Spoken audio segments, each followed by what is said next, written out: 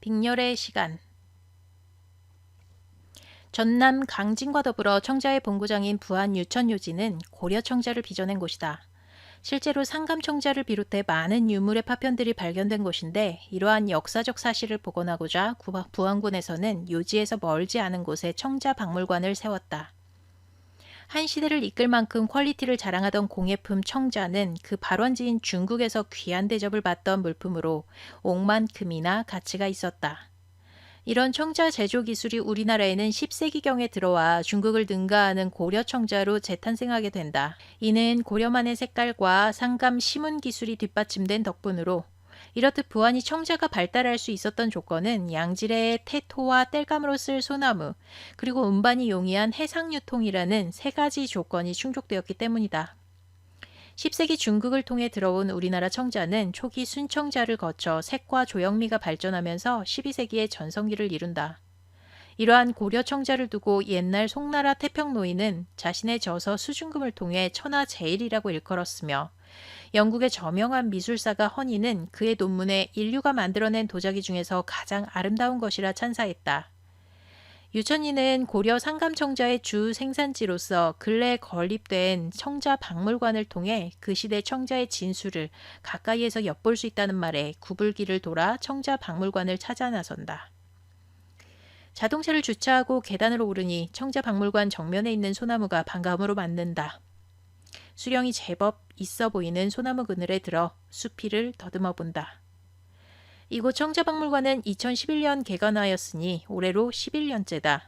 박물관이 들어서기 전 이곳은 유천초등학교가 있던 곳으로, 이 소나무는 유천초등학교 교정을 지키던 나무다.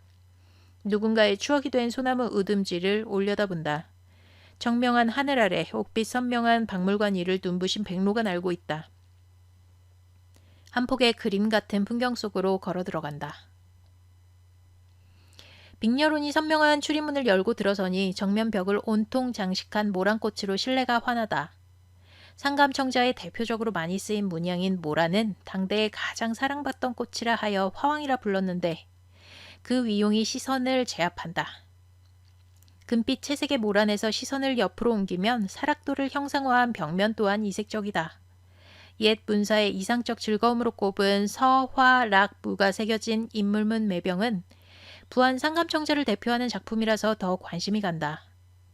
이 역사실에 들어서면 청자는 물론이고 토기에서 분청사기까지 시대를 상징하는 도표가 우리나라 도자기사의 이해를 돕는다.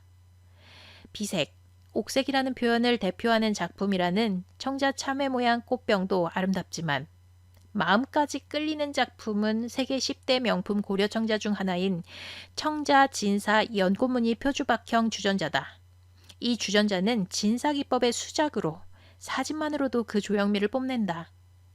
청자 중 불교의 이상적 미학을 잘 구현한 대표작품이라 볼 수 있는데, 빛줄색이 조명 아래 은은하다. 세계적으로 인정받는 고려 청자의 우수성은 일반적으로 네 가지를 꼽는다. 그 첫 번째가 비색이고, 두 번째는 상감기법, 세 번째가 구리를 이용한 진사기법, 그리고 마지막으로 세계 최고로 꼽는 것이 바로 조형미다. 이러한 고려 청자는 세계에서 처음 청자를 제작한 중국인들에게도 동경의 물품으로서 오히려 중국에 수출을 하였다 하니, 고려 청자의 아름다움을 빚어낸 당시의 도공들에게 머리가 숙여진다. 부안에서는 11세기 후반에서부터 13세기 말까지 많은 가마가 운영되었다. 이 시기는 고려 청자가 가장 아름답게 또 다량으로 만들어지던 청자의 전성기라고 할 수 있다. 초기 청자가 많이 제작되던 강진이 비색 청자로 유명하다면, 발전기를 지난 때부터 집중적으로 운영된 부안의 청자가마는 아름다운 상감 청자를 제작한 것으로 유명하다. 특히 이곳 부안 유천리 도요지에서 생산된 고려 상감 청자는 왕이나 귀족들이 사용하거나 대외 수출용의 상품들이 대부분이었다. 그 중에서도 최고로 꼽히는 것이 바로 청자 상감 운항문 매병이다. 도자기를 구입할 때 가장 먼저 보는 것이 모양이다. 그리고 빛깔과 문양이라고 하는데, 문양 속에 이야기가 있거나 모양 속에 이야기가 곁들여져 있으면 가치가 높아진다고 한다. 역사실을 통해 부안 청자의 맥을 짚어봤다면, 맞은편 명품실은 부안 지역에서 만들어진 작품을 감상하는 공간이다. 명품실을 감싸고 도는 은은한 가야금 소리에 작품들이 한껏 빛을 발한다. 그릇이나 용기의 기능을 넘어선 명품실의 도자기는 다양한 기억만큼이나 이런저런 이야기를 담고 있는 것 같다. 입구에서 관람객을 맞는 매병은 사방에 화영창을 내고 그 창의 밖의 풍경을 상감으로 새김한 것이 특색이다. 정면에 버드나무를 시작으로 갈대, 국화, 매화가 선명하여 마치 내가 서 있는 곳이 화영창문 안의 실내에서 밖을 내다보는 것처럼 느껴지기도 한다.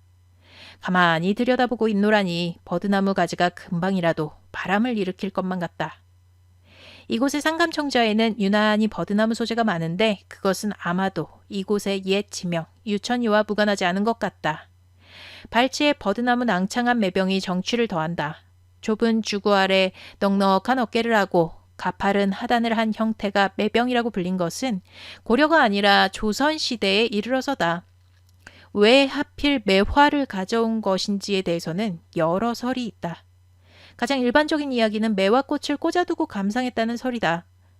또 다른 설로는 매 한 마리가 앉아있는 모습 같기도 해서 매병이라 전해지기도 한다.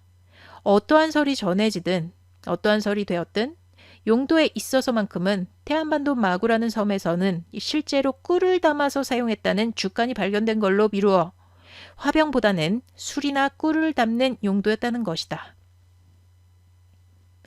그 옆 청자피리는 절반의 파편을 가지고 복원한 것으로 불면 실제로 소리가 난다고 한다.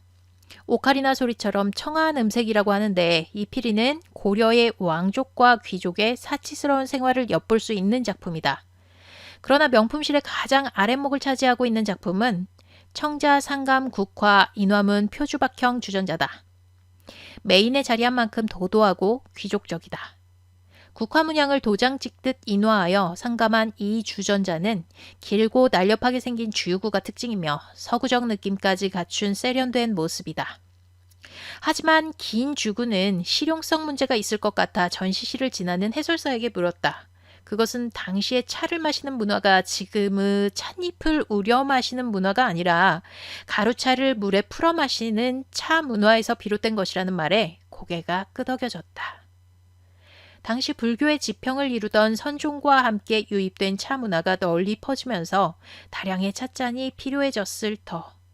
제작된 기영 중 찻사발이 가장 많은 수량을 차지한 기록을 보면 차가 불교와 청자 제작에 얼마나 많은 영향을 끼쳤는지 짐작이 가는 부분이다.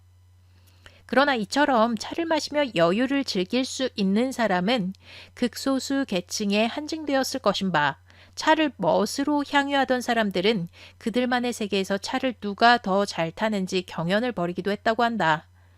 거품을 많이 일으킬수록 찬사를 받았다고 하니 높은 곳에서 찬물을 따라 그 장력을 이용하려는 의도로 미루어 주구가 긴 청자상감 국화 인화문 표주박형 주전자는 귀족과 왕족의 화려한 삶을 보여주는 또 하나의 작품인 것 같다. 반면 참회형 주전자는 서민적 삶의 양태를 담고 있다. 고려는 대내외적으로 전쟁과 분쟁이 빈번한 나라였다. 무신 정권기에 가장 아름답게 꼽힌 청자와 달리 백성들의 삶은 피폐했었다. 당시 민초들의 가장 큰 바람은 부귀영화를 누리는 삶이 아니라 목숨 부지였다. 이는 전쟁에 자식을 잃지 않고 대대손손 살고자 하는 자손 번창의 소망으로 이어졌다. 명품실 출구에서 고려 청자의 기술을 다시 한번 각인시키는 전시물은 가마다. 명품실의 마지막을 가마로 구성한 것은 이곳 유천리와 진서 지역을 중심으로 고려 청자 가마가 대대적으로 운영된 것에 주목하기 위함인 것 같다. 그래서인지 강화유리 발판 아래 축소해 만든 가마 내부 모형이 제법 사실적으로 다가온다. 불을 지피는 봉통과 도자기를 넣고 굽는 소성실, 그리고 도자기를 받친 도지미와 구워지는 동안 잡티가 붙는 것을 방지하고 일정한 온도를 유지하기 위해 씌운 갓발의 지혜가 돋보인다. 재현할 수 없는 그 오묘한 색 때문인지 돌아서는 발걸음이 아쉽다. 올려다 보이는 박물관 유리천장에 든 유천의 하늘이 온통 비색이다.